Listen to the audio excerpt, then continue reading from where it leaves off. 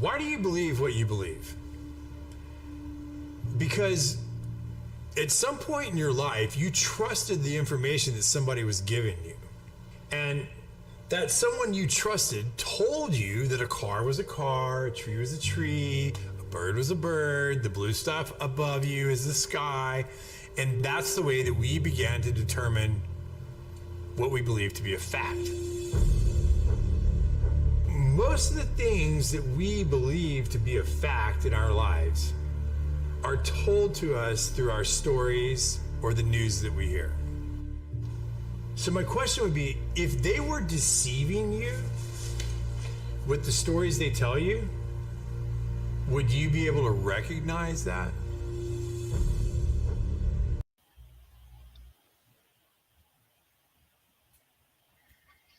Hello, everybody, and welcome to The Way We See It right here on the FFN Network. Happy New Year to everybody that's out there. As you can see, the boys are already on camera, and Mr. D and the one and only Mr. B. And a new feature on the network is you can call in to the show. The number is 508-974-4231. Again, that number is 508-974-4231. Welcome in, everybody, to The Way We See It. I am Blazeman, again, of course, with Mr. D and Mr. B. And we'd like to welcome you all in this evening. So, gentlemen, I sent out a text message, stating that we got a nasty storm going on here right now in the Fall River, Massachusetts area. And so in case I lose power, the show will continue. The show will continue even if I lose power and get backed out the show. With that being said, Mr. D, how are you, fine sir? I'm okay, sir. I'm okay. A little under the weather, but I think I'm going to make the 2 hours of it. I'm looking forward to the. Go ahead, man. Massachusetts and pretty much the company there is just, something going on. And, guys, I am not exaggerating. I could bring witnesses to the camera as we speak. Myself, my wife, and my sister, not my son, the little son of a gun, we've been sick for 6 weeks. 6 weeks. If we don't feel better, it's just a constant cough. Everything that comes out is clear. You know what I mean? And a body aches here and there. And then it settles down. And then a week goes by. And now my wife is fucking sick again. I mean, I don't know. Man. Yeah. And trust me, ladies and gentlemen. That was bad timing. That was bad timing right now. Both you sipping and me sipping, and the conversation is at me and you. I apologize, Blaze. That's all right, man. And Mr. B's like, you dumbass idiots. No. Come on. There are always those. Just those sitting there with his lovely pause. smirk on his face, right? Yes, that's because I just took my hemorrhoid medication. Oh, Mr. B, what do we talk about doing dope on the show, bro? No. He blushes. Oh. You know what I mean? So, you know what I'm saying, Mr. B? Did you dabble? No. The only thing I dabbled into was my kitchen tonight, and we had some wonderful chicken that I had made. So they had the sale on of drumsticks over at Market Basket. So I got a big package of drums. Everybody is going to send in email FFN Network 9@gmail.com and send in all your feedback from Mr. B doing a half-hour cooking show right here on the FFN Network.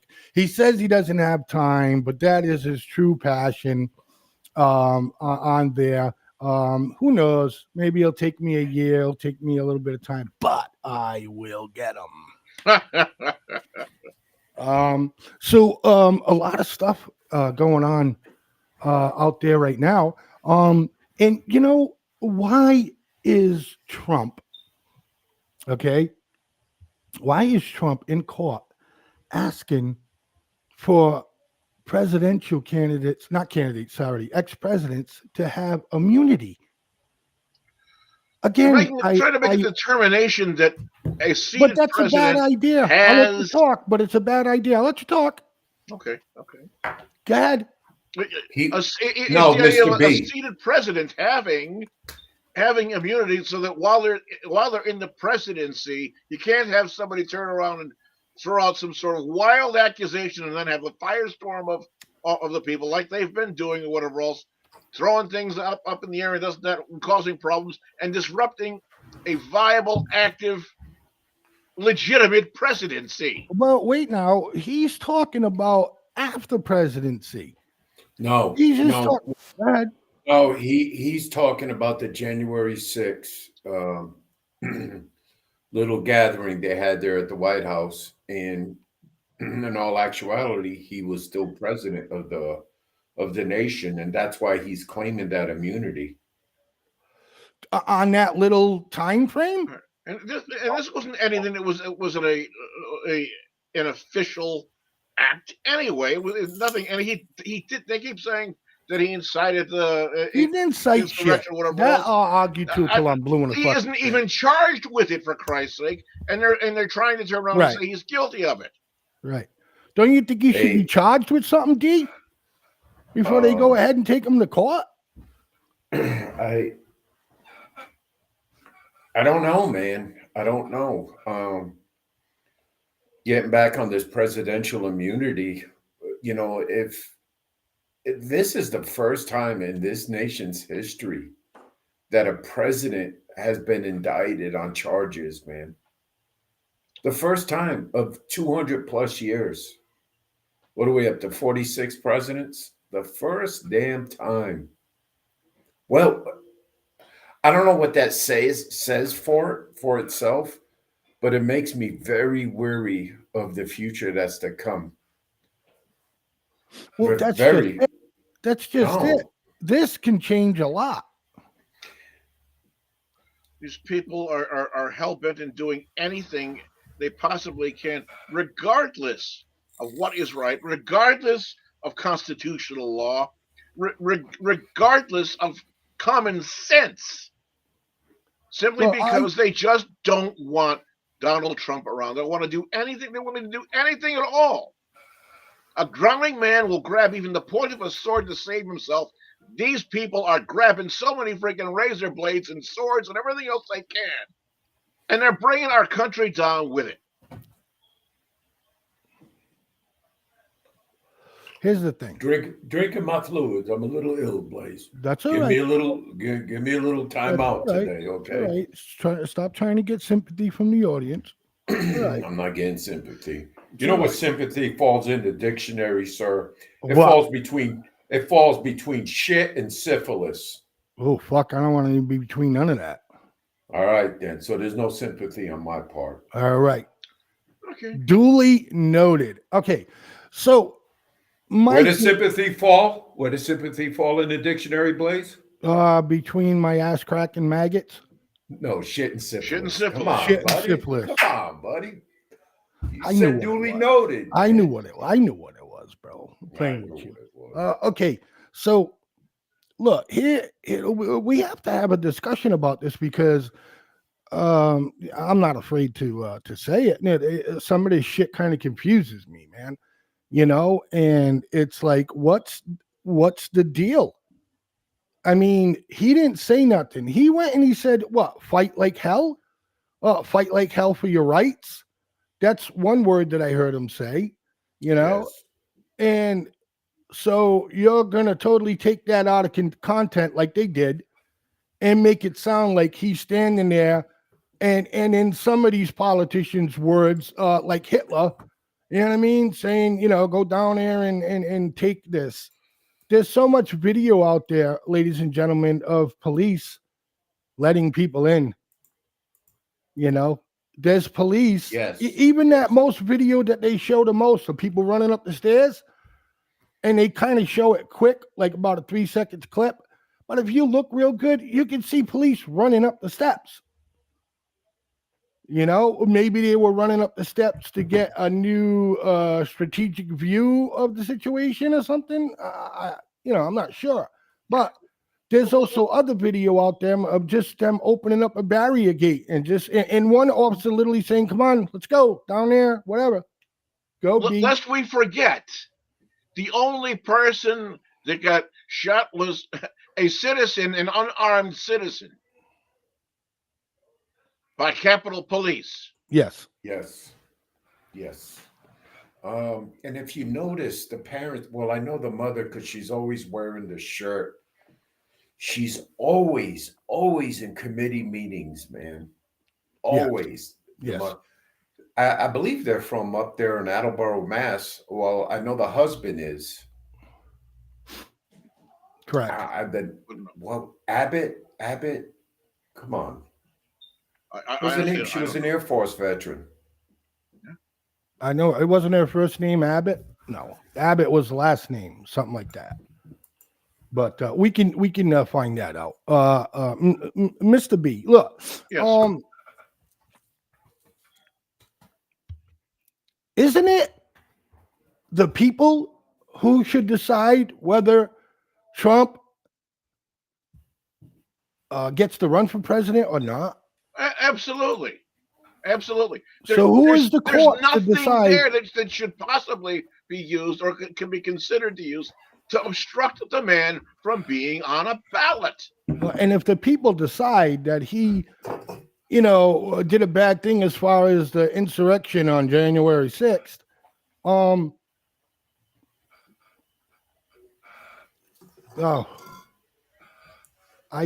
lost my train of thought. Ashley Babbitt. That was the name of the young lady that passed away there. Let me help you out here with a thought here, folks. Pius XII, who remembers him?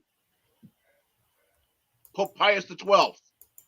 He was the Pope during World War II. Yes. Who was on record as being anti-Jew. He was still left as Pope, right?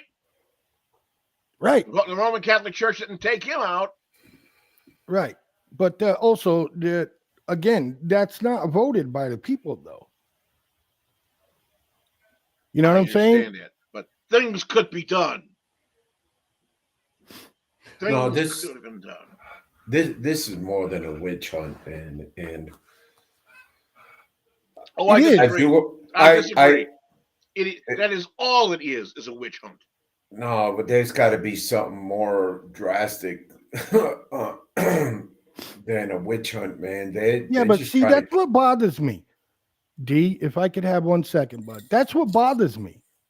Is because there's so much shit out there. They even got, some people, smart people like yourself, like, well, he had to have done something, because why would the government go after him?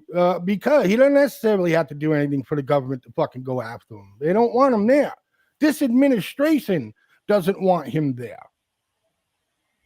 Shit, Michelle Obama came out of the woodwork. I guess they're in the clear after that accidental death of that chef that was in shape. Talking about she's already throwing threats out there. I can't see this country again under so-called Trump. And I'm like, man, shut your mouth up, woman. That's all they say. That's all they ever have to say. Okay. Same as when he was running. The thing that sticks in my mind the most is that punk Clooney. There'll never be a president, Donald Trump. And the people voted for Donald Trump. What do you think the Supreme Court's going to go on this? Oh, they're gonna rule it unconstitutional, and his name will be on the ballots. And then Jack Smith, the chief prosecutor, listen to the chief prosecutor. They probably got a staff and all this shit going after Trump.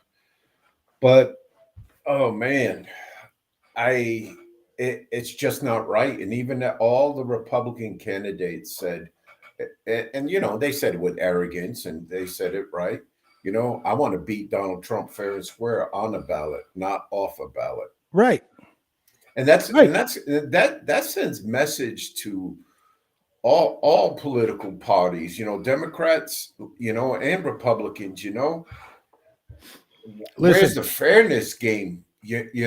Where now, if he's guilty and he's found, well, Donald, I'm sorry. Thank you for your service. but that's all we could do. Uh, We could call it Yeah. hogwash, we could do whatever, but that's all we could do. I'm going to chime in here. Okay. The course. Supreme Court of the United States has no choice but to render a decision that what Colorado has done and what all these other states are doing or trying to do by removing him from the ballot because of insurrection or whatever else is wrong. It can't be done. The man has there's no case. The man has not been proven guilty of insurrection. He hasn't even been charged with it.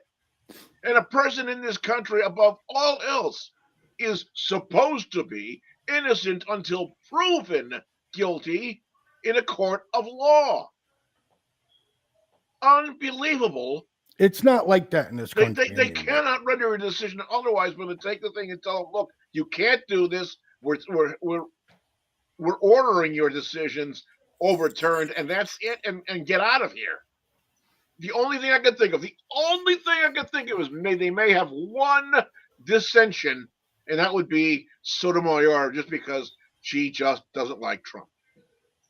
But for whatever reason. Okay, and I'm glad you brought that up, the Sotomayor thing, because then the left media is going, right when they go to the Supreme Court, when the Supreme Court picks it up, because they're not going to blow this one away. Well, yeah, they said they would.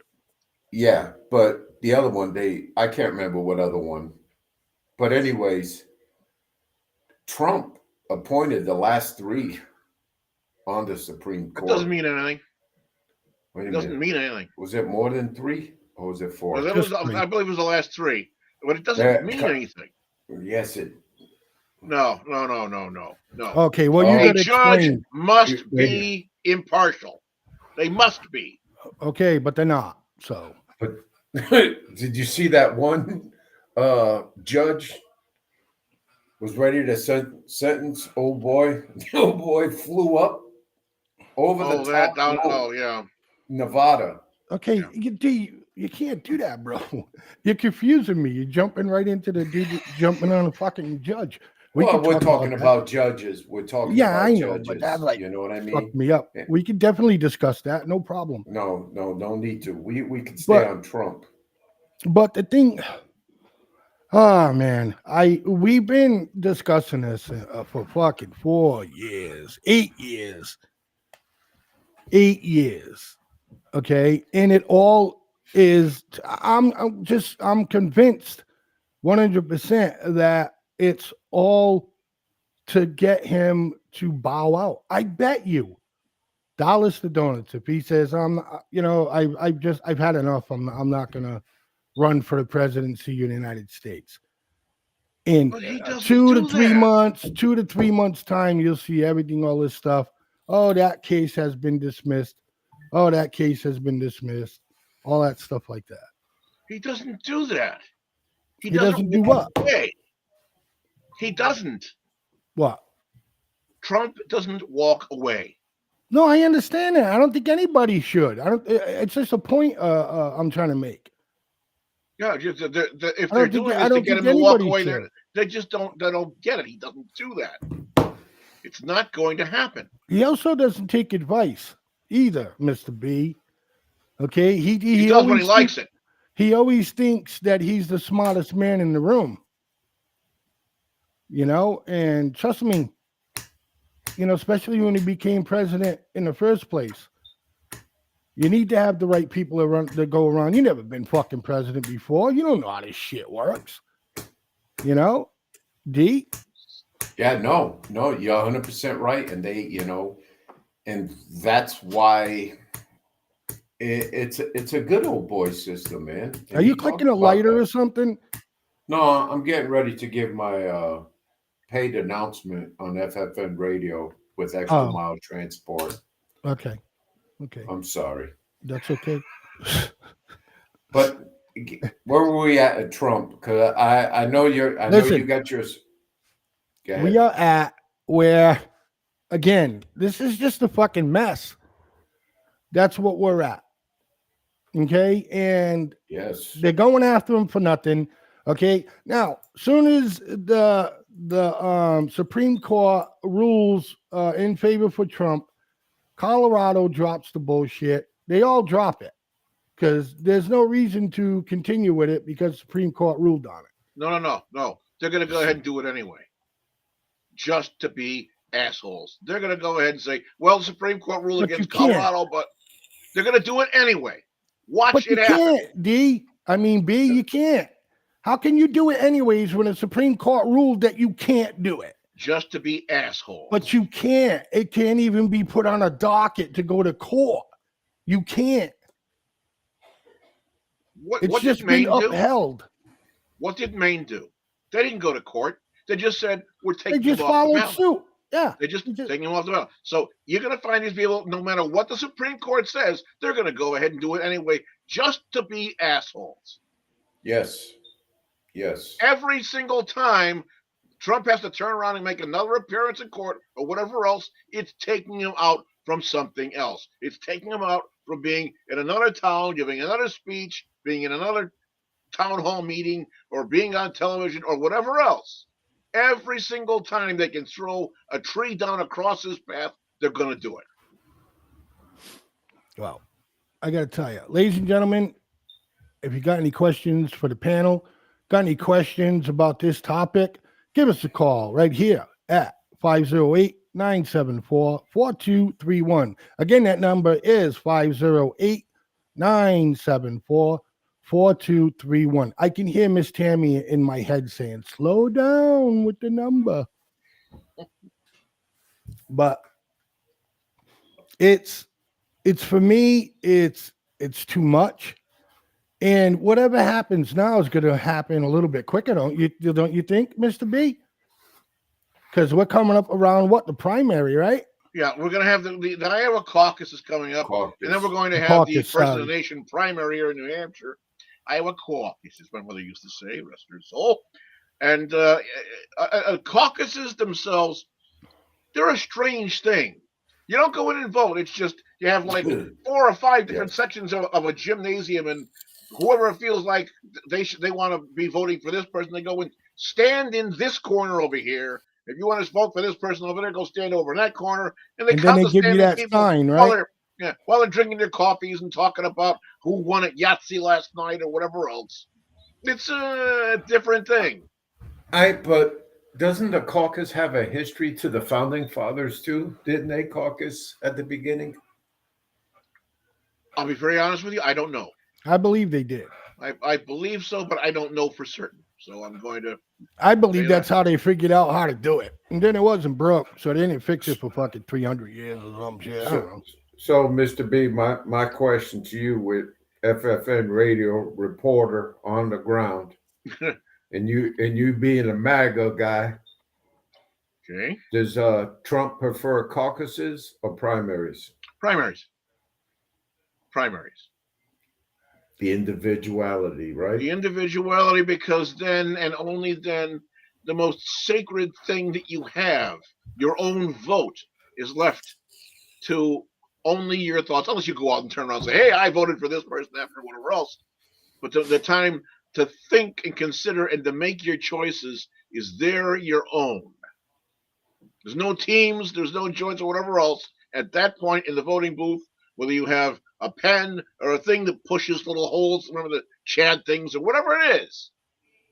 That is the time that's solely you and up to you and to your best conscience. What do you think the outcome of this is going to be? D, go.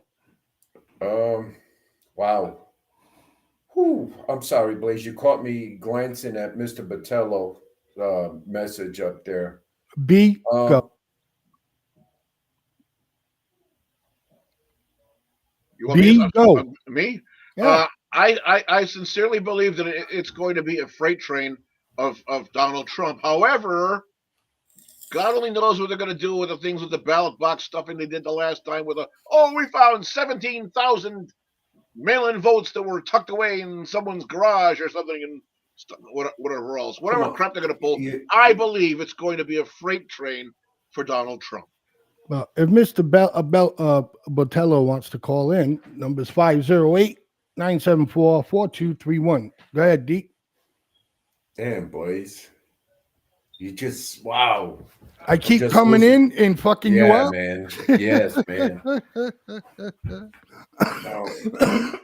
I'll tell you what. Brother. I'm gonna up the ante here. I'm gonna say it's gonna be Donald Trump, and I still believe that he's gonna run with DeSantis. Huh.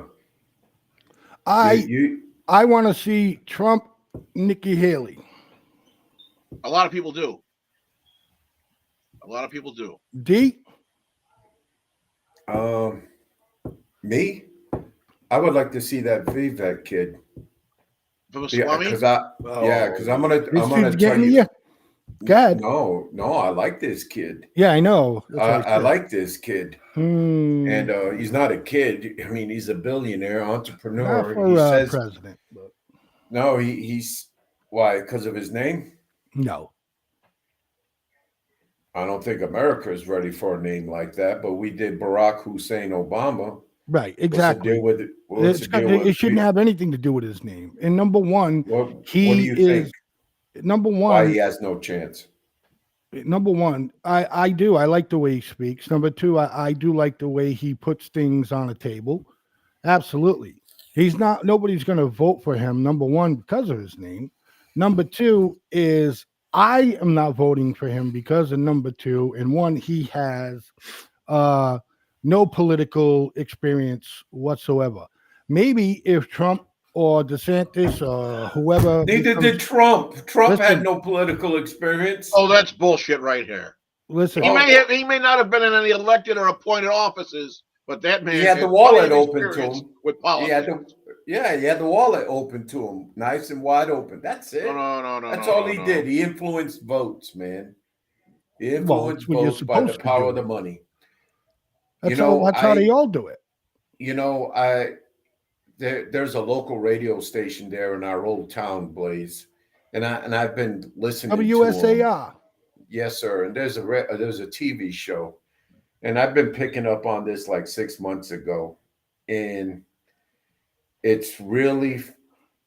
just amazes me how that radio station protects the politicians of that state with curious callers, man. And callers that have reputable businesses, but they're just tired and they want to speak. And it blows my mind. And why? All them political contributions. Right. So with that being said, ladies and gentlemen, stick around for more of The Way We See It right here on the FFN Network. We will be right back.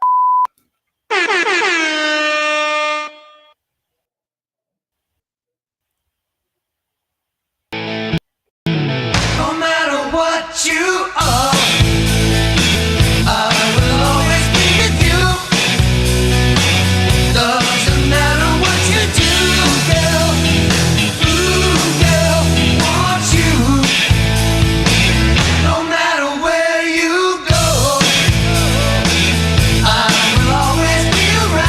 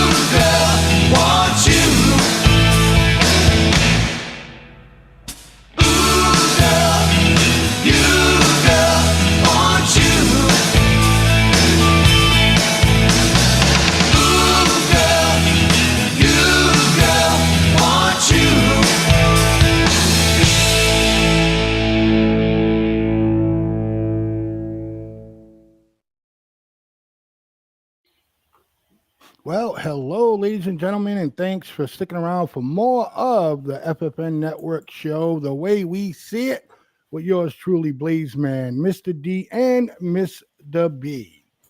Now, gentlemen, I come across a story. I'm sorry. I get a little quick warning over here, and this is something an engineer should. Well, let me close out with the Trump stuff. B brought up the voting and stuff like that. Going forward now, who's going to trust the voting system? No, I'm serious, B. It's tarnished. It is tarnished, man. No, you think I'm arguing with you? Are we going to No, wind up being reduced down to things like we saw when they had the first elections in Iraq, with the people walking around with purple dye on their thumbs? Is that what we're going to have to wind up being reduced to? The election effort here in the United States has been so compromised, whether or not they want to admit it. It has been so compromised and called into question. It cannot possibly no person in their reasonable mind would be able to remain unquestioning towards it. Yes, yeah, but it always you make mention of Chads. Yeah. That was the old Al Gore time and stuff. Yeah. Florida at the time was the responsible state for that catastrophe. Now Florida is the role model for elections. Dude, within 2 to 3 hours after their polls close, their results are out. All precincts reported, everything is closed out, man. I'm not talking about Florida. I'm talking about the other things we have with. Remember, we had to think, oh well, no, wait a minute. There's these 15,000 other mail-in votes that we happen to find that they weren't counted yet, and they were in somebody's garage. They hadn't been delivered, and blah blah blah, and all of this shit, and the ballot box stuffings and the crazy stuff, and the stuff about the people with the computerized vote counting machines or whatever the hell they were, and they said we're trying to be hacked or compromised or whatever else electronically. The whole thing needs to be just scrubbed. And use Florida as your role model. You use their same system. And another concern I have, man, really, is that they're building. I mean, what they're doing against Donald Trump, they're building what their end life is going to be like, because Donald is going to go after him. Floored, man, to the floor, man. The only thing that I can say is, I'm seeing things, and there are overtones in so many different things, and we have another segment, and I will point it out in another segment. But there are so many overtones that are coming out and coming forward they're not just mimicking; they're mirror images of things that took place back in the world, especially over in Europe in the 1930s, in the rise of Nazism. Nazism, yes. The National Socialist Party, is what the National Socialist Workers Party. That was a form of socialism, or so they call it, some perverted form of socialism, but still. And I'm seeing so many things that are rising from that back into our country, and we are in a very dangerous time. Yes. I agree totally. I just I don't know. Sometimes you wonder, is the writing on the wall for the collapse? The Roman Empire lasted how many years? I don't know. You're a history major. There were what, 1,000 years? The Holy Roman Empire. Yes. Okay. Yeah, and we will have killed it in 400. we will have killed our society in 400 or less years. You think so? If we continue down paths like this, the United States of America that you and I grew up in, we see, will have ceased to exist, and there will be no memory of it. You and I, of course, will all be dead and buried when all these things happen. But eventually, the United States of America, if things are allowed to continue down the path that we're going on now, there will be no resemblance of what we grew up with and what we knew as being a liberty, a country built on liberty.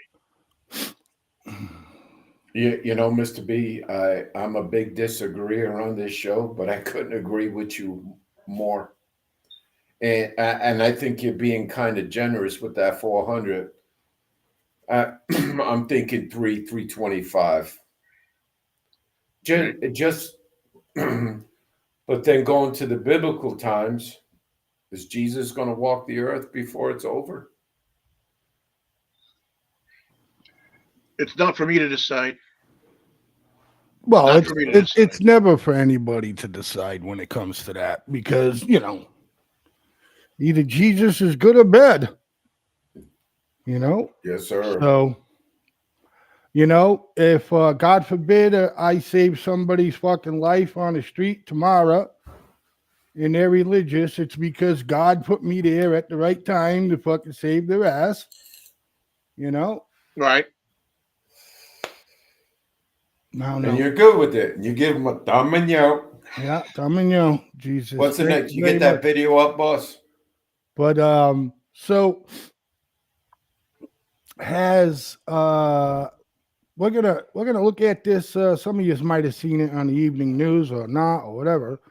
But hooded man takes over live TV broadcasts in Ecuador.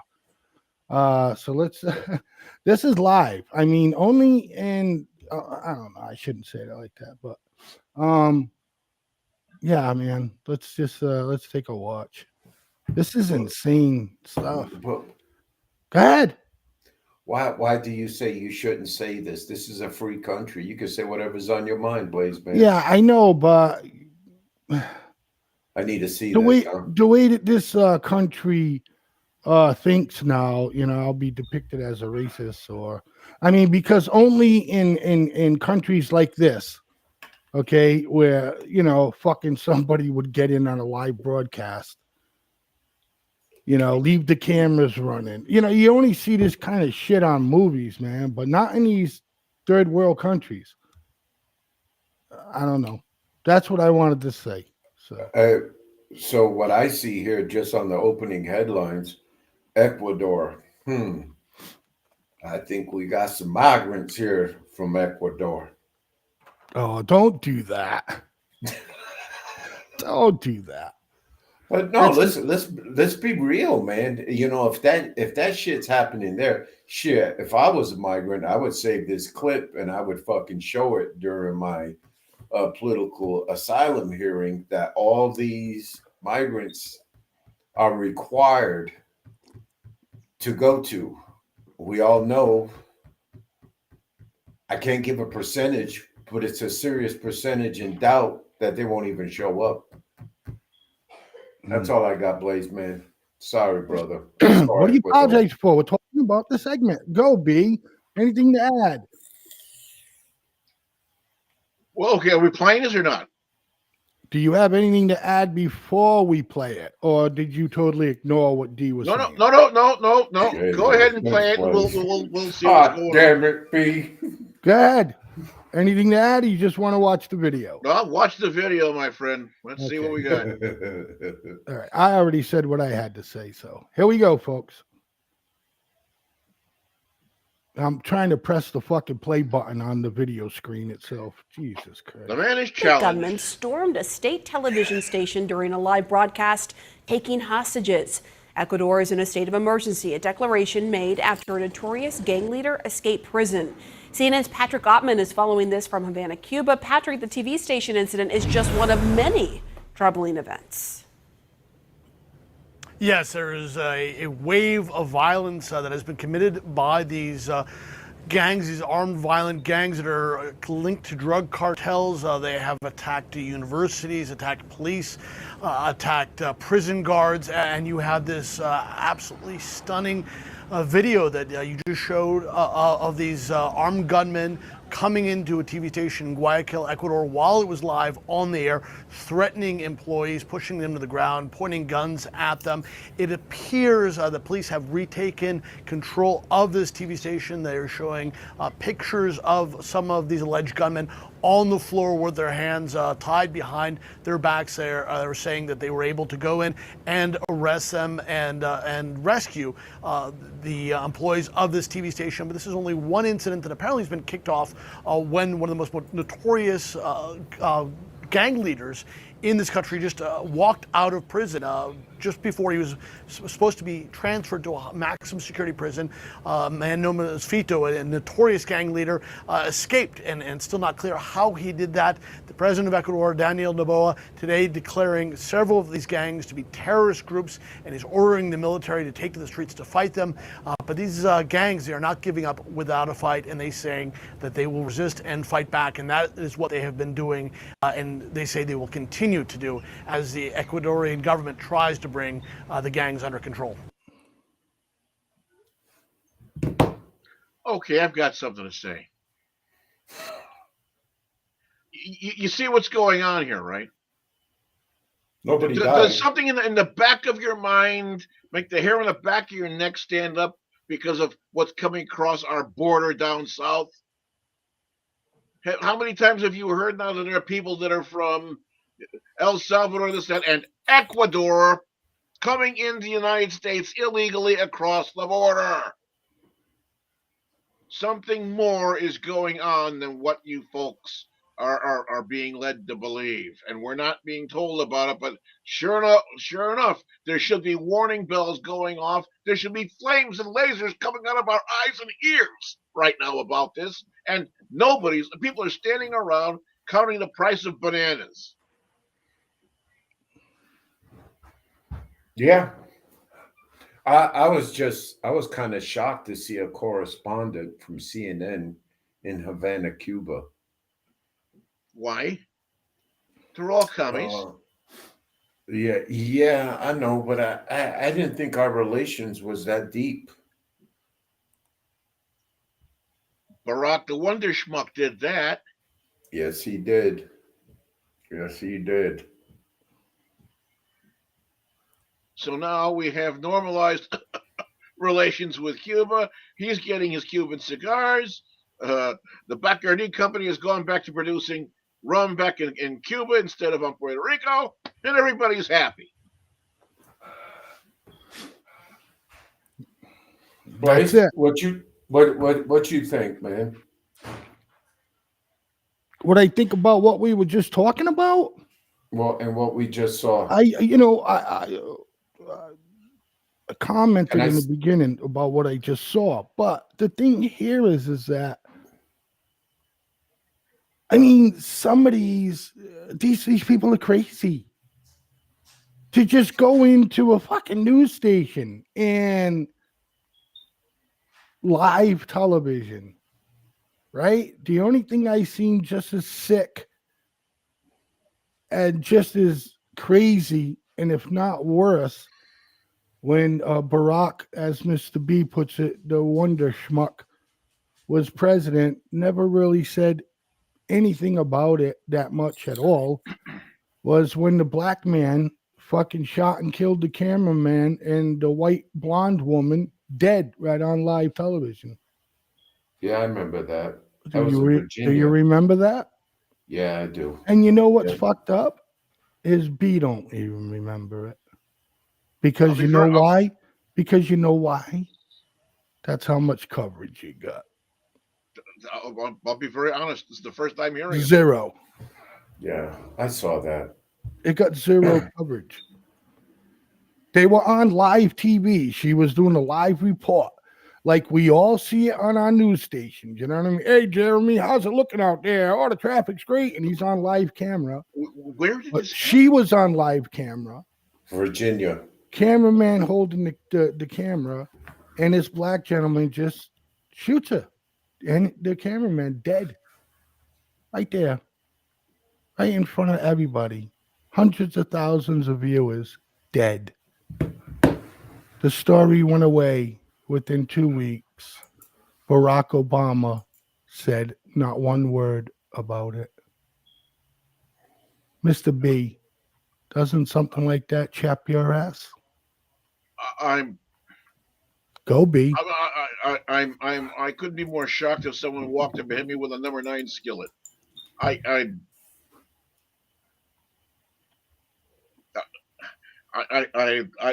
not at all surprised that Barack the Wooden Schmuck did nothing. He gets very distraught. I'm not at all surprised about it. Very distraught. Mr. D right now is texting him to try to help him keep his composure. Go, B, say what's on your mind. Because you didn't hear this and you didn't think that this fucking country was capable of I know that it's sweeping something like that under the rug. But sweeping it under the rug, there are more things that happen in this country getting swept under the rug. We're still not hearing anything at all about that guy that the FBI murdered in Utah, serving a warrant. They're executing a warrant. We're not hearing anything more about that, are we? We're not hearing anything more about what happened with that transitional girl in the Presbyterian thing with all the manifestos and everything else. And this latest thing with the latest shooting that happened, that took place, the school shooting, with more things, manifestos and Facebook postings and all of the things that had social media, suddenly all got rubbed right off the internet. What the hell is going on? You want to talk about sweeping things under the rug, being surprised about it? I would be less surprised, if my grandmother walked up out of her grave right now. I couldn't be more surprised. When I first saw the video, I just started looking at certain points of the video. And then when I seen it go through, and I was like, wow, it's happened here and it's going to happen more. It's going to happen more. There's a bloodbath brewing. It's coming. In what regards? We can't just sit there and say, oh, there's a bloodbath coming. From where? There is so much division in this country. There is so much anger. There is so much angst. There is so much effrontery that is continuing to go on day after day after day, and it is unmitigated. You have the situations where people show up in a mob, smash in through doors, rape an entire store of its merchandise, and nobody gives a shit. If anything, they're cheered on about it. The lawlessness, the degradation of society, the trafficking of women and children.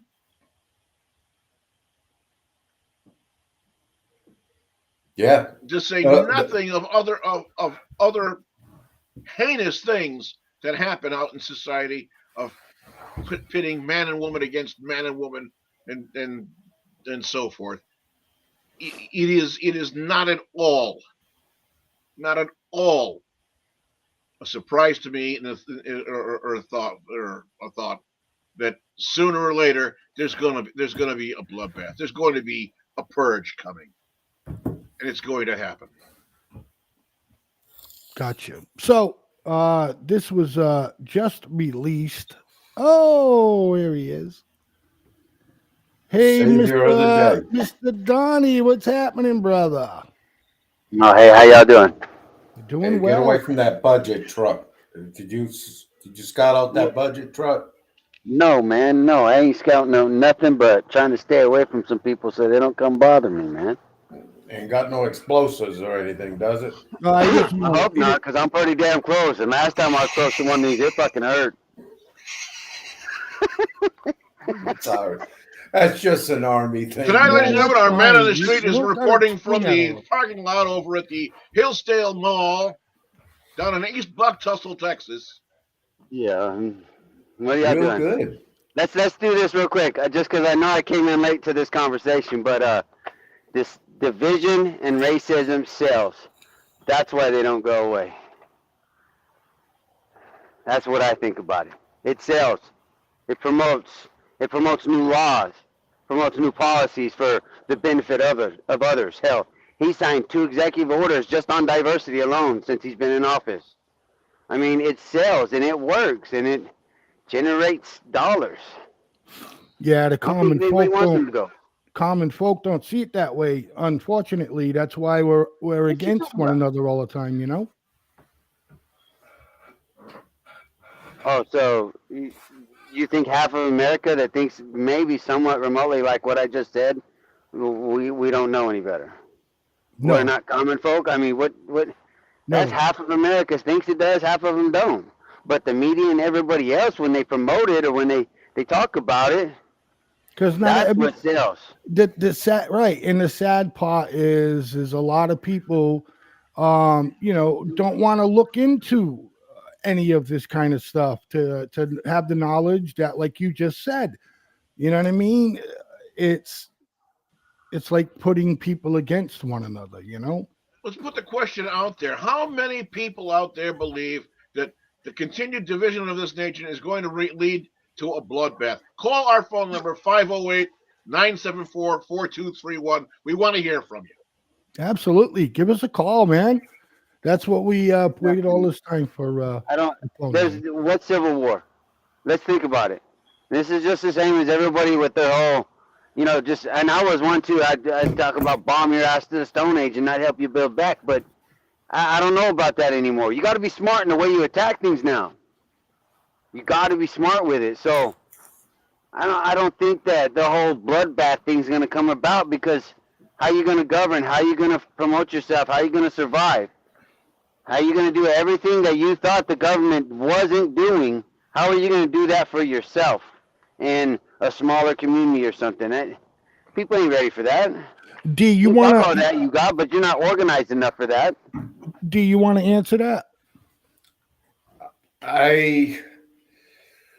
There is an amount out there that are ready for this. You can call them preppers, militia, oath keepers. I mean, just right wing. I wouldn't say right wing. Just people that just are going to get ready for this, man. Okay, so once again, though, Demas, how are those oath keepers and all them big groups, them right-wing groups that everyone talks about, how are you going to govern yourself? How are you going to handle the port? How are you going to handle border protection? How are you going to do all that shit? It's just, You know it's what I'm all, saying? it's, You got to be smarter than that. no, man. It's shit. I'm not the one here saying we're going to, establish war tomorrow, North versus the South, East versus the West. I don't know. But before we were talking about this, me and Mr. B came to an opinion of the life cycle of this country, 350 to 400 years, and it'll be done. And when that happens, that bloodbath, then that's when another country will come in and step in and just take over. We are just as vulnerable as Russia is. I wouldn't say China. China's just as vulnerable as anybody else. No, I don't think China. I don't think China's up for a coup.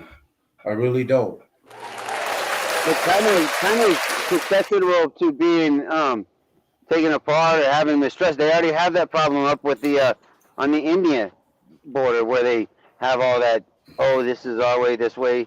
China already has some, religious, ethnic problems already on the the border with India. Other Yeah, places within that region, they got the same problems. But Donnie, they installed 6-foot barbed wire fence with 3 rolls of concertina wire, and they eat, live, and shit in these camps. Ask LeBron James. I know they do, Demas. I know they do. But this is the thing that I just differ with a lot of people on. Have you ever seen somebody when they're hungry and they're desperate? Yeah, Have you yes. seen them? You seen them in action? You know, I know you have. Iraq, right? They'll do some amazing shit when their back's against the wall and they just don't know what to do anymore. Okay, ladies and gentlemen, that can happen. we will be right back in about 3 minutes. Stay with us for more of The Way We See It right here on the FFN Network. Thanks. No matter what you are, I will always be with you. Doesn't matter what you do, girl. Ooh, girl, want you. No matter where you go, I will always be around. Won't you tell me what you found, girl? Ooh, girl, want you. Knock down the old gray wall, be a part of it all. Nothing to say, nothing to see, nothing to do. If you would give me all, 'cause I would give it to you. Nothing would be, nothing would be, nothing would be. No matter where you go, there will always be a place. Can't you see it in my face, girl? Ooh, girl, want you.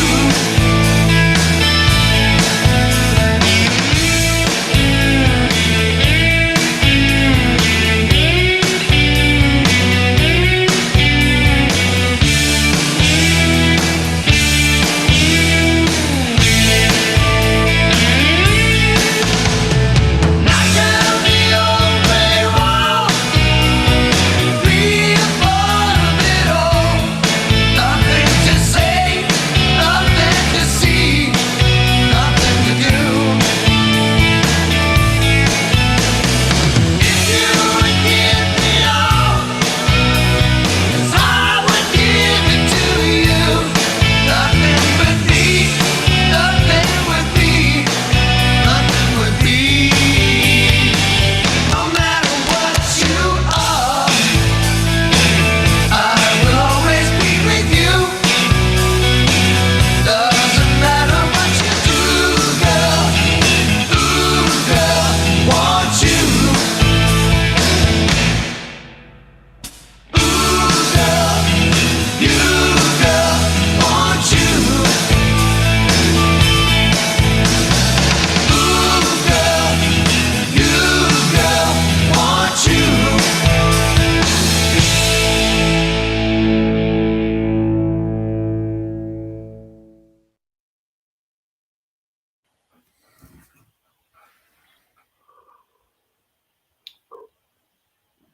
And What's here we are. Okay. I don't know. How Can you you- guys hear me? Yo, loud and clear, Donnie. Loud and clear, man. Okay. All right. So we were talking about a bloodbath and ethnic or bloodbath coming. Let's talk about bloodbath in another region. Talk about the Middle East right now. Let's talk about the Middle East. The Prime Minister of Iraq is about to tell the U.S. he wants us out. ISIS in Afghanistan is taking responsibility for, the bombings in Iran. Shiite and Sunni religious war is about to break out because that's what the Afghanistan ISIS did for the whole blast that they took responsibility for. That wasn't about the general. That was about Shiite versus Sunni. That's all that was, and they said it. Maybe it's time the U.S. listened and we just pulled the hell out of the area altogether. I don't know. I mean, I want to get y'all's opinion on it. I think it's time. Because that's a bloodbath you don't got to get involved in. Huh? Okay, I got my little points I want to make. You're done with your statement? Yep. Okay. I think it would be an ill-advised move on Iraq. if we do pull out of Iraq, what else will that other places? Where will we pull out? Because it's just going to be a domino effect, and I know that's what you would like to see, Donnie. Is just everybody out, let them destroy themselves. But let's not forget who is the snake here of the whole area, and that would be Iran. Iran just recently, I just on some news I heard on the radio the other day, they can assemble 4 nuclear bombs right now. So in that area, with all the U.S. soldiers out, Iran will invade Kuwait, Iraq, Saudi Arabia, and all them other little ones down there too. The All right. Arab of Emirates, yes, and all that beautiful because Qatar. of the yes, and the Arab of Emirates, dude, they are too westernized down there, and Iran cannot see that. And what a perfect time for not global, but shit, Middle East dominance. You mean Iran to take over the Middle East and be dominant? That's what you're saying? Yes, Oh, man. they got all the pieces in place because they, look at all the proxy wars that they got going on with all their little rebel groups. They got one in Iraq already. They got the guys down in Yemen. They got some people in Syria, Lebanon. I mean, it's all over the place. So, yeah, of course it's their time. Of course it would be ample opportunity. Maybe you could jump on this comment, and this is Derek. He was an old E7. We worked together in the Army. He's like, Demas can't change the way they think. They're going to cut the infidels' throats any chance they get. And he's 100% right. Yeah. The jihadists that everybody sees and that's on TV right now that Israel is dealing with and they're dealing with in Syria and everywhere else along the Middle Eastern part of the world, that's the mentality. They're going to cut the infidels' throat. They believe in nothing else.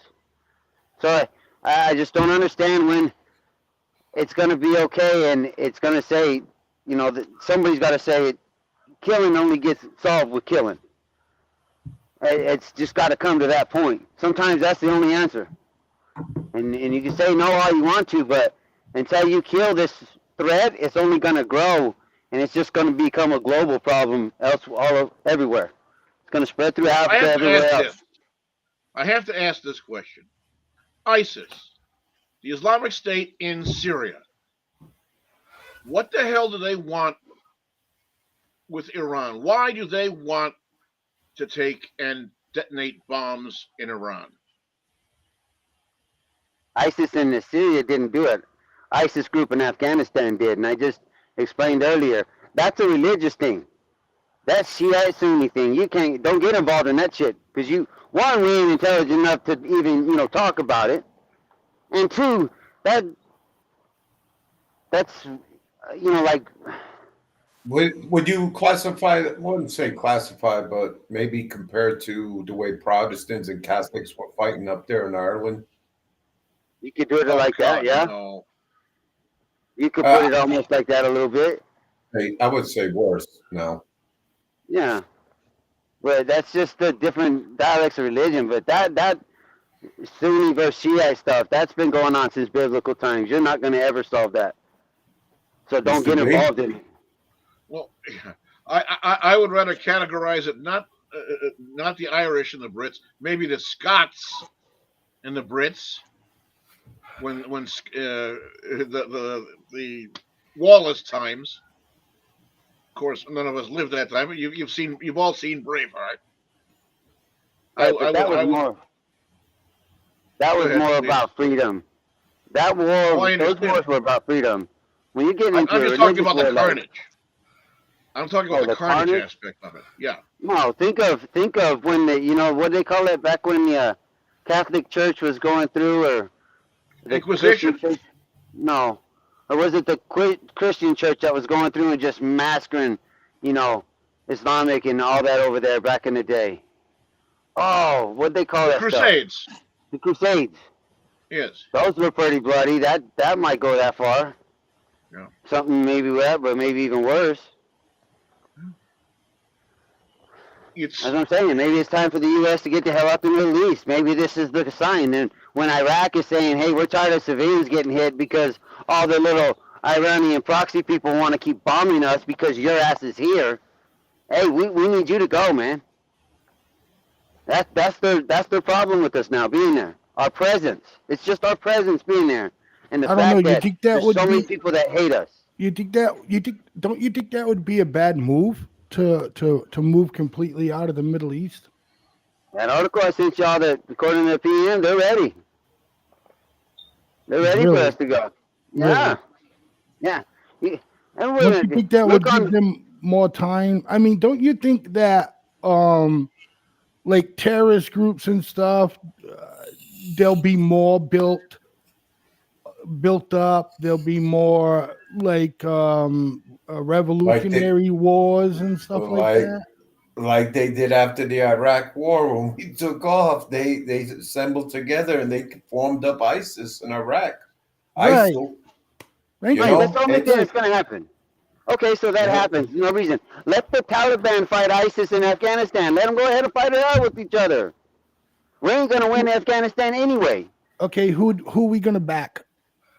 We don't need to back anybody. That's the That's the thing. Why do we need to back anybody from it? Why? Why do we need to back? What is it that they have? The oil? We don't. The oil? We don't. Okay, got it with the oil. But nobody gets to get any money. Hey, so You know? no, so I money? had to take my sweater off. It was getting hot in here, and the last thing I heard was oil. But let's not forget the passage route too. That Red Sea passage route. Yes. After Iran conquers,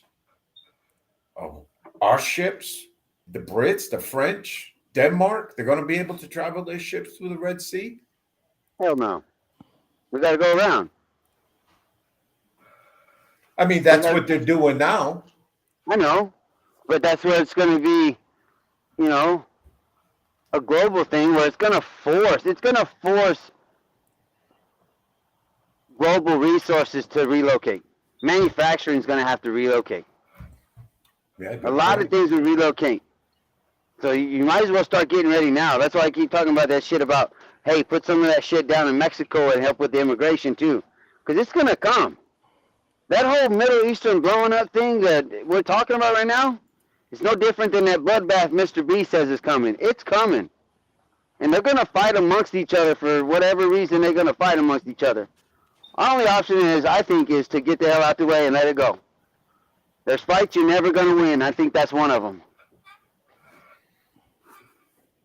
I'll tell you the problem we got here right now that we really should be looking at and we should be discussing. How many of you have seen over the television these last couple of days? You've had the people that are supporting, whoever the hell they are, the Houthis and the this, that, whatever else over there in Houthi Europe, and the blowfish. shutting down that.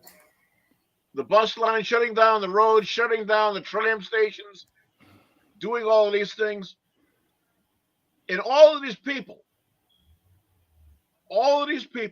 are doing one thing: supporting Palestine, supporting the Arab thing, this, that, whatever. They want to free Palestine and make it from the river to the sea and all that stuff.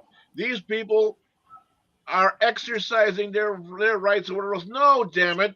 They're practicing a mass terror attack that would cripple an entire city. We're seeing it being done, played out in front of our eyes, and people are saying, oh, how wonderful. We're seeing these protests and whatever else. In the meantime, terrorists are getting the freaking dry run for the next damn big-ass terrorist attack, and nobody freaking sees it. Well, you say it's a sand table exercise, Donnie. It is. He's got a point. They've been practicing for years. He does. Every day I'm still everything. That shit, when the pandemic or whatever, when they was out there, what was that, Seattle, whatever, where the police wouldn't go in or whatever. You don't know what you're doing. You sound like banjo. Those are dry runs. Hey, just go voice, bro. Oh, yeah. Don't go video. Just go voice.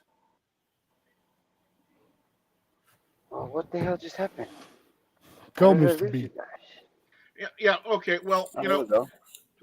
we can sit here, we can talk and this and that, whatever else. Why hasn't anybody? Oh, I know the guy's sitting around with his prostate getting cooked out or whatever else. But why hasn't anywhere in the upper echelon of our government realized that what we're seeing, it isn't freaking peaceful protests or whatever else. This is the damn terrorists lining us up to get the 8 ball in the fucking pocket, boys. We're going to be Yeah. done. They're going to take and sit there and walk around and have their peaceful protest, shut down an entire city, and then it's freaking terror time, folks. And they won't be able to stop the carnage. Why? Because everything's all blocked off and sewn up and gridlocked. Okay, Yeah. so But ladies and you Northerners are restricted a little more than us Southerners here. so great quick segment, guys. We got a big segment coming up. Okay. And FFN Network and some sources, some very high up sources that we had spoken to do either attend or administrate some of these colleges. So to protect them in our source, we're going to cover so much of the story. And if it just so happens that someone asks us a proper question, we just have to do our due diligence as reporters and try to answer as best as possible. Excuse me. So again, you could give the show a call in here at 508-974-4231. Sorry, I had to look at a small screen there. So we'll be back in about 3 minutes. You want to stick around for this.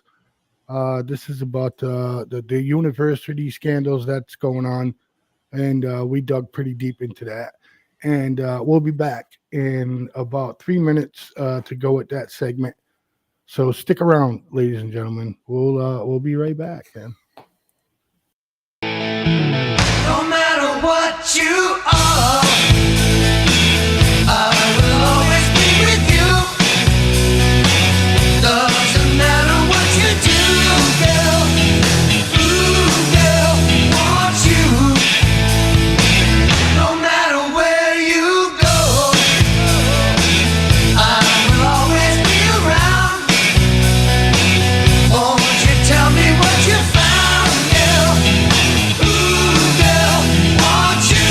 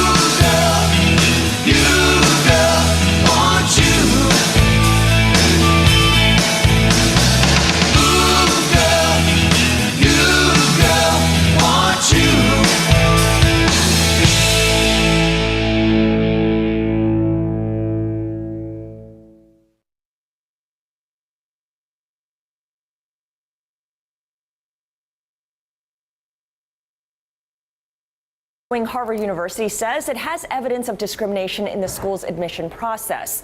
Harvard's response is the case is based on, quote, incomplete and preliminary data.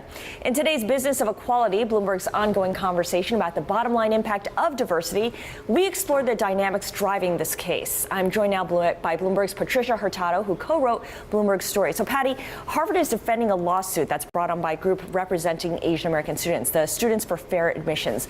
Give us a sense of the timeline and where we are, because this lawsuit was brought on in 2014. Yeah, and so even though it was filed in November 2014, we're kind of at a crossroads today. Both Harvard and the plaintiffs that are this group of student applicants basically are asking the judge for a win before trial. And we're talking about these documents. We actually haven't seen them. We're talking about these documents that reportedly show that Harvard is discriminating against Asian American students. Harvard's response thus far has been, well, Harvard says that these documents are incomplete and that both sides have their own experts. And Harvard says that the plaintiff's expert is basically doing engineering and gerrymandering of data and statistics. Harvard says that they look at the whole student applicant. They don't look at just grades and SAT scores. They look at the whole thing. What kind of activities does a kid do after school? Do they do any public works? And so basically what we have now is a war of conflicting accounts of how do you get into Harvard, and does Harvard really, racially profile and have racial bias against stuff that Asians? fills books and books and books on bookshelves. Here's the thing, though. The data that we're talking about is data from Harvard's own internal review. Isn't that right? Yes, actually, both sides are reviewing thousands and thousands of pages of documents and applications that have been anonymous applicants, as well as internal documents which Harvard uses. And Harvard gave the plaintiffs both that evidence, and both sides say their statistics show that Harvard doesn't discriminate according to Harvard, or according to the plaintiffs that they do actually discriminate against Asians because they don't look at their qualifications and their grade scores. Right, because if you were just looking at academic performance, the Asian Americans actually perform better than any other group, but because you're also looking at subjective traits like ability, courage, kindness, among the other things cited in the documents, that's where they're graded lower. Now, SFFA, which is the group that's representing the plaintiffs, says the documents confirms Asian American suspicions they were discriminated against, and actually makes comparisons to the discrimination and stereotyping against Jewish applicants back in the 20s and the 30s. Put this into context for us. Yeah, Harvard says that basically the plaintiffs say this is just another example. At Harvard in the 1920s and 30s discriminated against Jewish applicants because they didn't want many Jewish students to go to school there, and that this is the same kind of thing, that they're very qualified white kids who should deserve to go to Harvard. Harvard says that that was an unfortunate incident in their history in the past, but they have now, since the 1970s, have had this holistic whole person applicant. So they not just look at the kid's perfect GPA, and they said they get 40,000 applicants for 1,600 seats. So they could get everybody with perfect scores and perfect grades. Right. But what they say is they want to look at the whole thing, the whole student applicant. All the intangibles, certainly. Clarify for me, because when I was applying to college decades ago, if I ticked the box Asian American on the application, that was to my benefit. I benefited from affirmative action. So are the plaintiffs effectively arguing against affirmative action now? Well, Harvard says that this is, and actually today the NAACP also issued a statement that this is going to be unfortunate because it will harm all minorities for race-based some kind of criterion being used for college applicants, and that this lawsuit could end up all the way, if it prevails, could end up all the way to the Supreme Court and could challenge, affirmative action policies that colleges have been using. Very quickly here, Edward Blum is the founder of SFFA. Who is he, and why? What's his story here? He is a gentleman from Maine, and he has, Harvard has said he has a history of filing lawsuits that have challenged other race bias, and he says race influenced decisions. Okay, Mr. B, you're up, sir. Well, thank you very much, gentlemen. Thank you very much for the kind accommodation of listening on that. And that name, Edward J. Blum, J-A-Y, not just the letter J, Blum. Keep that in the back of your mind, along with Harvard University, Yale University, University of North Carolina, University of Texas, all four of those universities wound up getting sued over the same thing that they were talking about. We will get to that aspect of it later. But before that, we want to take and pick up the whole. What started this whole thing was news had come out about something that was done out in Washington University that came out. Civil rights laws had apparently been just thrown out the window, and people were shocked by this. And an internal study was done, and the alarming things, you're going to love this. Now, I'm going to read things from an article that was published by Anita Kinney and Anthony Pericolo, are the people who wrote or penned this article, and this was published. And you're going to hear some things that you're not going to believe.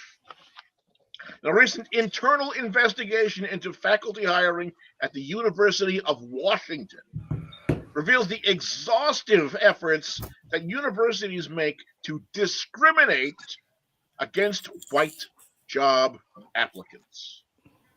After the university's Department of Psychology identified a white candidate as best qualified for a 10-year track professor's position in early 2023, the department's Diversity Advisory Committee, and in quote, I'm going to quote here, pressured the hiring committee to rethink candidates in accordance with the methodology laid out in an internal handbook titled Promising Practices for Increasing Equity in Faculty Searches, so that a black woman would receive the job instead.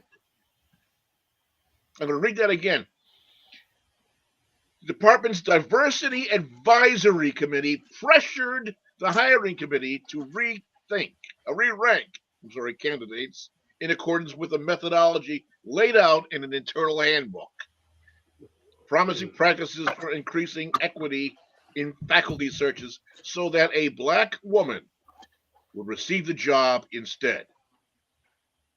This handbook, obtained by the National Association of Scholars, keep that in mind, spells out how to exclude candidates of undesirable races.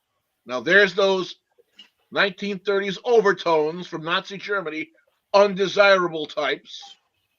When Nazi Germany started saying, round up all of your undesirable types, Jews and undesirable people, and ensure candidates of preferred races get hired. Is this shocking you yet, gentlemen? We got plenty more coming. When was this again? When was this again?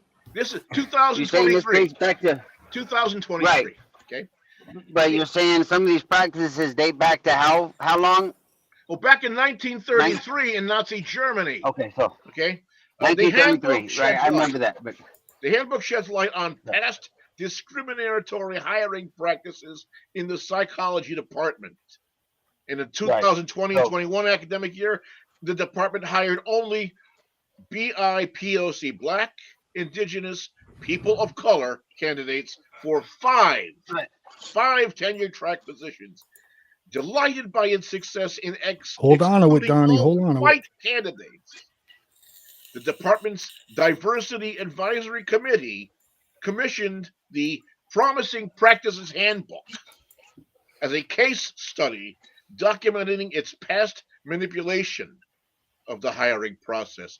The handbook served as a how-to manual in the 2022 and 2023 academic year, ensuring that Black, Indigenous, People of Color candidates would be hired for the department's only tenure track professorship that year.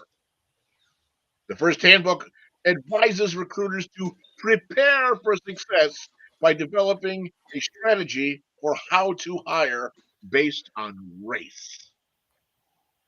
To guarantee non-white candidates, recruiters should reach out directly to underrepresented minority candidates, later called URM.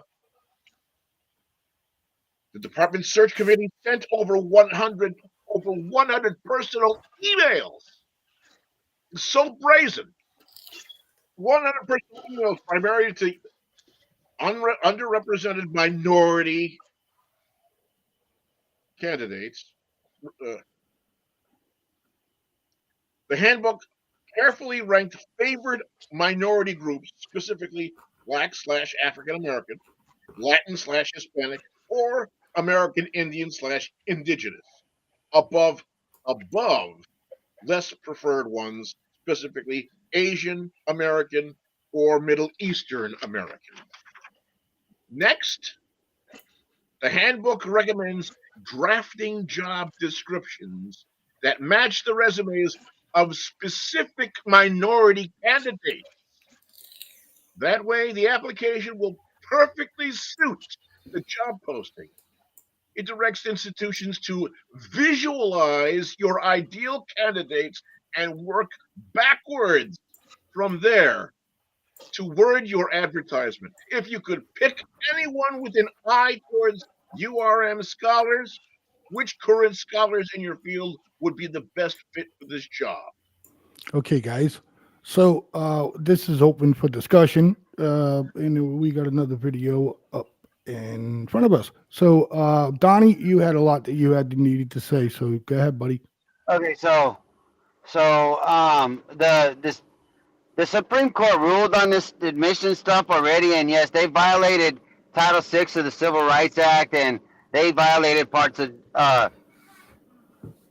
the 14th Amendment with their admission shit. We all know this, but you want to say this goes back to the 1920s, 1930s, so, well, hell then. I need to say, and I need to jump up and say, well, fuck, I've been getting discriminated against longer than your ass has. You know? You want to talk about people of color say we've been discriminated, we've been oppressed. Well, shit, sounds like them practices have been in place longer than me, and you're blaming it on me still. No, this is bullshit. Sure. People need to wake up and see that your diversity requirements create the racism. And be honest with yourself and say, hey, people got there for, their knowledge. This is why I really think college is, there's some that half of it's a waste of time, half of it's worth a damn. And it needs to maybe change a little bit because we all know they're just a money-making machine. And if it will benefit me to let more of these type of people in because I'll get bigger tax breaks or I'll get more federal dollars, of course they're going to do it. Yeah, they do it. The point of this thing, that's for everything in every business everywhere. As soon as you put some tax benefits, you put some dollars out there for the carrot, they're all going to take it. They don't give a shit. Nobody gives a shit what kind of law or racism or whatever negative term you want to put on it. They don't give a shit as long as them dollars are hitting their pocket. before we get into the next video, you have to understand this works sort of backwards. There's a flow here that a lot of people don't realize, and that's going back to Harvard University, Yale University, University of North Carolina, the University of Texas, Washington, and their practices. Now Washington. Yeah. No. That's hiring. Now we're talking about admissions. This is so entrenched. This, and people are saying systemic racism, is so entrenched. They're doing it to bring in students, indoctrinating them for their 4 years, 6 years, 8 years, whatever his degrees, and then hiring them in that way. But students for fair admissions versus Harvard University went all the way to the Supreme Judicial Court, and they found out that in the practices for admissions was violating people's rights under the Article 14th of the Constitution, and there were just so many things. And the people in Harvard University, when this had come out, they were all up in arms. But unfortunately, this is what's happening. They are going and they are taking people with these same criteria to talk about hiring, and they're using them enticing students other than white, other than Asian, to come to their universities and saying, we're going to lower this standard over this person who may be more qualified simply because of their ethnicity and background. This is so deep and so entrenched, and it's not just 1 or 2 or 3 or 4 universities. It's deep. This goes a lot further. Now, I have reached out to the fellow who has been so instrumental in getting this out into the forefront. A fellow by the name of Edward J. Blum. A fellow who lives in Maine, and he is at the top of Students for a Fair Admissions. They are in Wilson Boulevard, Suite 102-13, Arlington, Virginia. I have made telephone calls and so forth. I have not received any information back from Professor Blum. Apparently, he is a person who at times goes and does some lectures for there's a very large group. And we will continue to reach out to him until we get him, because this is a deep story. Go ahead. Yeah, he's the George Soros of the Republican Party. Pretty much. Is he? Yes. Yeah, well, just I pulled up his profile and stuff. Yeah, go ahead. Speak it. Jay Blum. Yeah. And no, Mr. B said it all, you know what I mean? But I just started, looking at DAs, how, this guy, one Soros goes to the left and this guy's in the right, man. That's all it is. Well, Gil, what you're going to find out is that this goes a lot further than just 4 universities. Yes, sir. There's a lot more digging that needs to be done. There's far more digging than I personally possibly can do. And that having been said, you've got more video information, correct, Blaze? Antonia Hilton, who was at Harvard University. Of course, that is one of the schools involved directly in the cases at hand. And what are you hearing? What kind of reaction is happening there? Well, Anna, the majority of the students that I've spoken to, and I've been in conversation with them for weeks leading up to this moment, they are reeling, they are devastated, and they're worried about what the culture, what the makeup of their classes, the future generations coming up behind them at Harvard, what they're going to look like in the future. Many of them have been dreading this moment for a long time now, because it was clear from the very earliest stages of this lawsuit that it was going to wind its way up slowly to the Supreme Court, and that this result was likely. So they've had time emotionally to prepare for it, but what I'm hearing is that it still feels like a gut punch for many of them. And their concerns are rooted in reality. You take a look at what happened in the California system, and what students point to is that you look at that system more than 2 decades ago, they did away with affirmative action, and then their elite colleges, part of the UC system, saw about a 50% drop in minority admissions. Keep in mind, these are public universities that all families, all communities in the state of California pay into, and then you saw this drastic reduction in access for minority families, not just Black families, but Latino families. And then here on Harvard's campus, just this spring, the upcoming class, the kids who found out this spring that they were going to be future Harvard students this coming fall, we saw a drop in admissions of Black, Latino, Native American, and Native Hawaiian students, and that is before this decision came out. And so these are the things that are fueling students' concerns right now. But when you talk to kids, it's conflicting, right? They want to imagine that these workarounds might still work.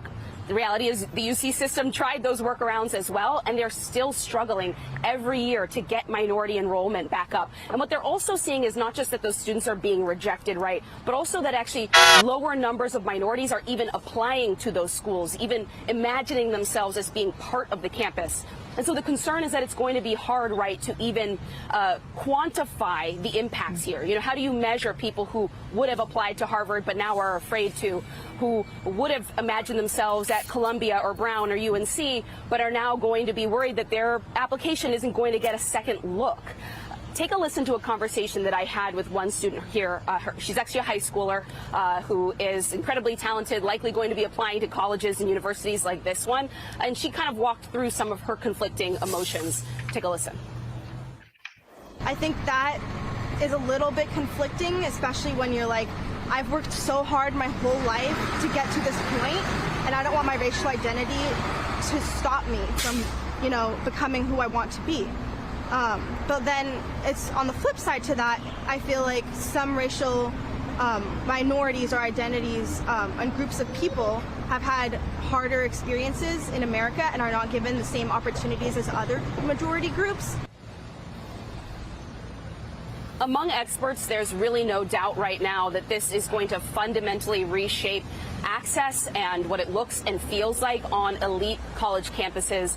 You know, like Harvard, where there were periods in history at which minorities of any background really struggled to get access or were very explicitly barred from being able to be part of courses, women barred from being able to be part of the community here. And so there's that legacy here to grapple with. University administrators and faculty have been planning for this moment. And, you know, there are a lot of kind of backdoor conversations happening right now about what kinds of tools, whether it's income or doing away with standardized testing, what are we going to use to still make our campuses diverse, Anna?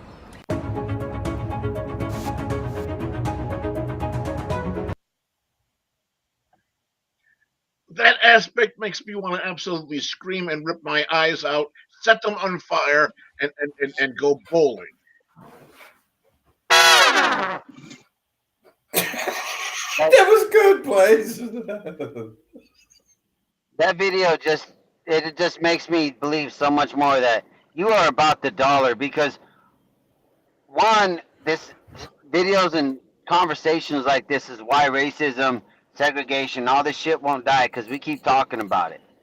Two, it tells me the colleges are worried about their dollars coming in, so let me make sure I get students. They are so scared that everybody's going to be like, fuck you, you're not worth the money. I can make money elsewhere. Why are they so scared? And then why are the politicians and every you know, the leadership of counties and everywhere else, why are they so scared about these colleges, these for-profit colleges failing? I don't understand that. You don't blame diversity and all this other bullshit. You go tell them lies to somebody else. You're just worried about dollars, and you're worried about making sure you just check a box so you get more federal tax dollars or more pennies or something else. It's not about racism. It's about the money behind the racism. But I see. I see Couldn't we say it's both? No. I just did, Blaze. I did. Go ahead, Demas. Before you got cut off, go ahead, Demas. No. The reports, how, you know, one came in from Bloomberg, a little more respected than MSNBC, and then the reporter just, I cut a couple of buzzwords off her little reporting. She makes comment that talking to students, they're afraid of what color is going to be around them in the next desk. The color is going to be smart. Smart is a color. And then she talks about quantifying at the end.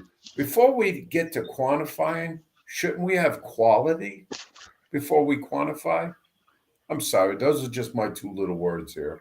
Well, you're on exactly the right path, because what they're basically doing is taking someone who has, let's say if you've got a student who has, you know, straight A's, and they've got nothing but straight A's their entire 4 years in high school, and they apply to Harvard University, and now they're saying, well, you know what, you're white, so we're going to shove you aside, and here's this kid who's gotten B's and maybe a couple of C's here and there, and whatever else. We're going to take them because of their ethnic background instead, and give them the Harvard University experience and education, and maybe they may not do so well. Maybe they may not. Maybe they may be able to carry themselves through. But if they can't, well, maybe let's lower those standards as well as grading standards as well. When they come out, they're still going to have that Harvard sheepskin. But did they actually do things according to the strict requirements? Did they truly fulfill the requirements it takes to earn that, or did Harvard dumb down that education to get this person through so they can say, "See, we have a bloody blah person, not just a white person or not just an Asian person coming through that gets our sheepskin. You know? Okay, so I think we should have worked these videos in a different order, Mr. B. But we'll get it right because we're going to cover this story for a while. Let me say this real quick, Blaze. Okay. Demas asked about shouldn't we qualify before we quantify? No, these schools are not going to do that, because if I quantify first, that means if the carrot says, because I put so many people of African American, I put so many people, BIPOC minority people in my university, they're enrolled, that means I get more federal tax dollars. You're damn right that's going to happen every time. Okay. So you're going to quantify it every time because it comes back to some dollars. And the reporter, I agree totally with you, Donnie. I'm not arguing. But in a real simple world where dollars aren't so heavily involved like they are with these institutions, we got to draw the line. The third point I wanted to make off the reporter was she makes mention of numbers of colored students, black, white, black, brown, Asian dropped out, and not saying the reason why, but I'm a betting man, and I bet you a good 40% of why they dropped out is because they couldn't afford it. Exactly. Okay. Exactly. They couldn't afford it. Say that though. No, they're not going to say that. Because here's the thing, Mr. B, to answer your question about, well, why do they do this? Of course, the schools are going to drop the standards to get them through because it boosts their numbers and they're better. They're not worried about it because you know why? These elite, sheepskin, Harvard, Yale, all these, Stanford out in the West Coast, they don't worry about if a kid drops out because they know they got 10 others waiting in line. They don't give a shit. Roger. So, I mean, it's too easy. It's too easy for them. But the first video we saw with the Bloomberg News, and it was an Asian lady as the reporter. I was very impressed how she stood level on the level playing field. Now, mind you, So that video came out 5 years ago, and the second video came out just a few months ago. And this video that we should play first, in my opinion, came out in October 31st of 2022. Isn't that very stereotypical? Roberts presses Harvard lawyer in affirmative action case. So let's take a little bit of this. Good. They just proved affirmative action doesn't work. Well, it doesn't work with help on any of this. Well, let's hear it. I'm saying. Go ahead. Well, I'm letting you finish. No, we keep talking about the videos. We don't talk about what's the root of the problem is. We as people need to stop worrying about the color of the skin with the person next to it. Exactly. Just like Demon said. Exactly. These young kids keep talking about, well, I'm worried about what color is next to me in the cubicle. Shit, if I'm in a room like Harvard or MIT and Yale, I got a smart motherfucker next to me, man, we put some shit together, we might be millionaires. Exactly. That's all. Come on now. But we don't promote that. Exactly. Exactly. That's all I see. That's all I would see. Let's just take I'm sorry I'm pressing for this video, but we should have did it backwards. But okay, here we go. Let's take a listen. We're not going to listen long. We're almost out of time here, so let's check it out. I'll get to you in a moment. There's been a lot of talk about African American applicants to Harvard in sort of a general, indistinguishable way, when in fact they cover a very broad swath of applicants. Of course. What do you do with respect to an African American applicant? I mean, you're concerned about diversity of viewpoint. Let's say his viewpoints tend to be very close to, the white applicants. He grew up in Grosse Pointe, had a great upbringing, comfortable. His parents went to Harvard. He's a legacy. And yet, under your system, when he checks African American, he gets a tip. He gets a benefit from that. Isn't that very stereotypical under the Harvard program? I think it's well, first of all, It is simply not the case that every black applicant gets a, quote, tip. In fact, I'll direct the court's attention to page 1,811 of the joint appendix, which includes this beautiful chart, which represents an undisputed model of the relative importance of race on application outcomes. And the one that you cannot actually even see to your far right is race. Race explains. I can't see it because it's far away. I mean, nonetheless, you have it the is page not reference. zero. It is very close to zero. That is, the testimony in the case Well, was. so there's only a little racial discrimination in the case. Are you asking me whether Harvard is, you're asking me to answer a question that assumes that Harvard is discriminating on the basis of race? No, I can't accept that. Well, what Harvard isn't that is, what is, Mr. Waxman, isn't that what the case is about, the discrimination against Asian Americans? Increase your profit and work less time.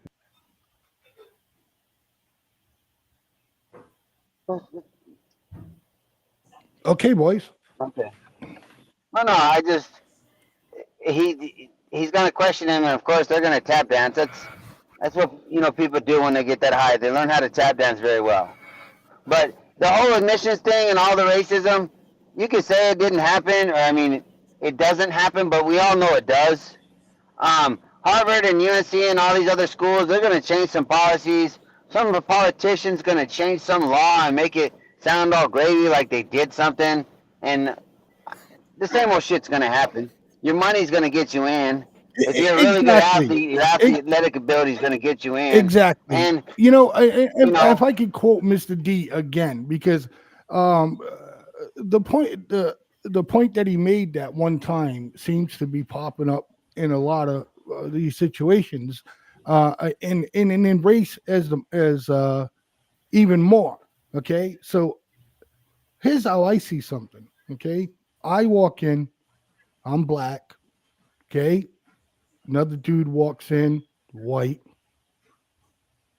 but I'm only being looked at for one color, and that's the green that my parents might be super loaded with.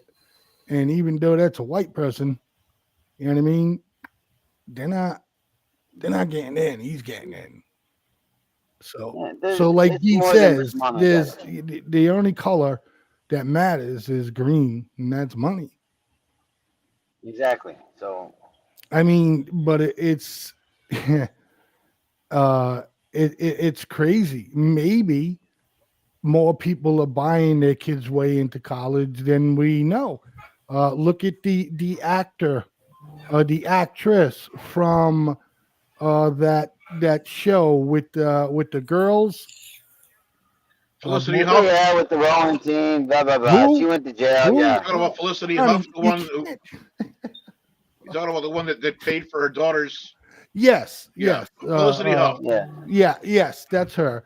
And so I mean, that tells you right there that stuff has been happening like that forever and a day. And right. It's just, listen, if you're fucking smart, why can't you just go to the college of your choice? Can I take this conversation up one level? Go ahead. Is there any reason why people don't understand why that lady that was president of Harvard still hasn't been fired?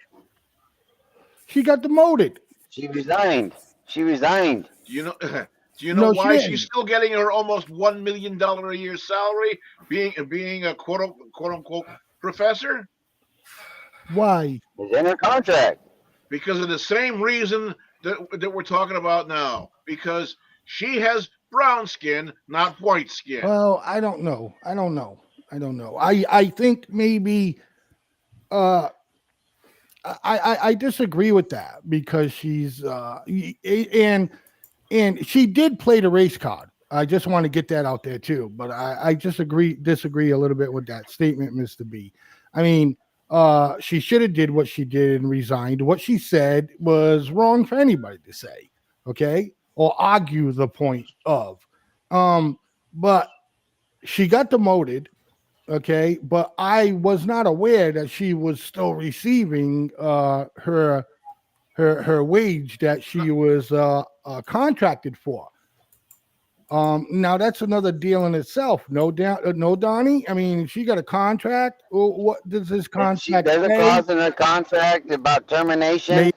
and how the termination is going to go, and it says, "Hey, I'm going to receive $1 million due to." Because didn't this lady also? Wasn't she also a professor there? She taught there, right? She wasn't just Oh, they some demoted big her back house down. lady. Yeah, they demoted her back Right, down to but professor. okay, but still, that's what I'm saying. In the contracts, who knows what's in her termination process? Somewhere in there it talked about it probably, and maybe that clause is in there. And hey, well, there's a contract that says you got to pay me, so pay me. Yeah, that's kind of a Or I'll take stretch, your ass though. to No, court. I is mean, that kind of a stretch? no, it's not a stretch. No. Do you realize Bobby Bonilla is still getting paid by the New York Mets? I think he's got 10 more years. The New York Mets still got to pay his ass. Ohio baseball guy, he just deferred $600 and some odd million to like 20, 35, 10 years from now. So it's not uncommon for these guys to be paying people now when they're no longer working for an organization. Especially when it comes to contracting, because these big time contracting, these players, big time, professors and all these universities, they're stretching this shit out and they're making sure they got income. Yeah, I'm not trying to fucking pull your leg or nothing or fuck with you, Donnie, but I mean, I think those contracts would be like different in 100 different ways. I know that. That's what I'm saying. You don't just think it's all in the uproar. It might have been written out that way. Right. They might have stretched shit out. Well, yeah, no, right. Well, Okay. who knows? Yeah, that's my argument as well. You know what I mean? We don't know what's in a contract. I mean, me personally, I wouldn't say, hey, if I fired you from being president or demoted you, hey, you can keep the salary I offered you as president. I'm going to be like, in the contract, it's going to be like, no, if you get demoted in any way, you're going to be demoted and get paid what that demotion gets paid or whatever. I need to interject something here. Go ahead. On the seal of Harvard, Veritas, virtue. A person working there who was guilty of 50, not less than 50 instances of plagiarism. How does this instill virtue? This person should have been out on the street curb. Has nothing to do with virtue. Oh, and of course it does. That's their whole thing. That's what he's arguing. Of course. What? That she's getting paid? Okay, so you're pissed off that maybe he's saying that she should have lost her contract. job altogether just on the plagiarism that she's done. 50 different counts of plagiarism. Plagiarism is not virtuous. Exactly. Period. So you're out. Well, you're out. Okay, and still, once again, you're out. I'm telling you guys are pissed off that this lady's still getting paid, but you don't know what that contract says. We're not pissed off. Whether she plagiarized or the virtue you're bitching about is irrelevant. We're reporting that we think it's fucking unfair. I'm not pissed off about it. You better give me. I'm not. Open your eyes and get to reality, man. Come on. I'm not pissed off about it. Again, I'm reporting it. I'm just saying I don't think it's fucking fair. If that's their motto and their law, that it doesn't matter who you are. If you get caught plagiarizing anything, you are out. O-U-T. Now, number one, she did two things that was wrong. One, she did what she did, which got her demoted down to professor, got to keep her $1 million or whatever the hell it is. We don't know why, but the plagiarism goes away. No, just on the plagiarism alone, she should fucking be out. Shit. Go, D. And with the new president coming, guess what? I'm gonna make more than $1 million because you're still paying her $1 million and she ain't doing the job. So I'm probably gonna make 1.25 million. Right, the new one coming in. Yeah. Well, they got an interim right now. Who is that? Garber, Alan M. Garber. White dude. Yeah, any kind of Is he mixed? He looks kind of Jewish.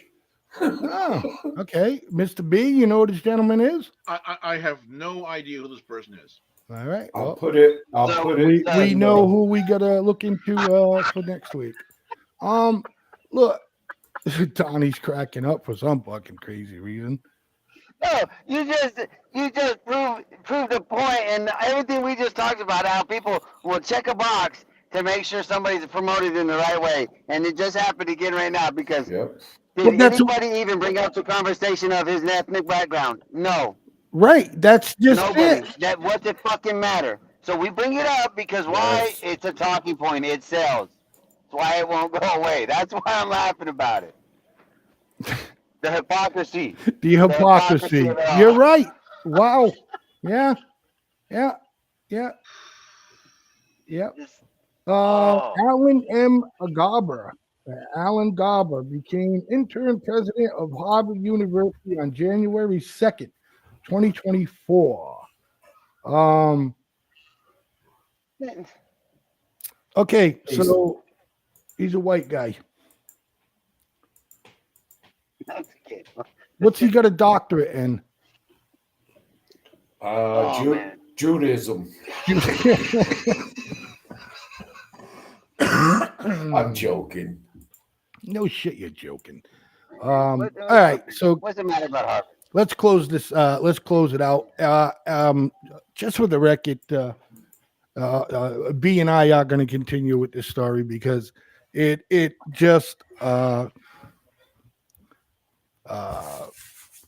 goes a little bit deeper, and I'm trying to the best I can to protect Mr. B's sources. So I decided along with him today that we would only cover this story so much because of sources and just being worried about our sources getting, harassed in any kind of way. I know it sounds silly, but yes, that. So we'd like to thank everyone that tuned in to tonight's show. Thanks everybody on TikTok. Thanks everybody on Facebook, YouTube, Twitter, Twitch. And don't forget to check out the Miss Tammy and Blaze Man show tomorrow from 7 to 8 p.m. That show will air tomorrow, followed by Politicking with Mr. B from 8 to 9 p.m. And I would like to say peace and love to each and every one of you out there. Thanks for listening to The Way We See It and all the other shows here on the FFN Network. D? Just want to wish Secretary of Defense Lloyd Austin a speedy recovery. And I was hoping we'd touch on this because I really wanted to defend him today. But it's all good. I hope he just gets better and gets back to work. Well, we'll hit that. We'll hit that next week because I had some things that I wanted to add. I did have your video prepped up to go, but we got caught up with something else. Mr. Donald. Hey, just how we're connecting. Thank you, and think positive, do positive. We'll see y'all next week. Mr. B. Thanks everybody for all that's been going on. We've got tomorrow coming up. I'm sure we've got from 7 to 8 the Blaze and Tammy show, I believe, and then after that we're going to have Politicking with Mr. B, and we've got some really good stuff to be talking about in that one, and we may have a guest or two. I can get things lined up, and I want to do the call, and I want people to start calling. I certainly hope so. In the meantime, Blazeman, you've been doing a wonderful job. Thank you so much, and we will see you again. Peace, everybody.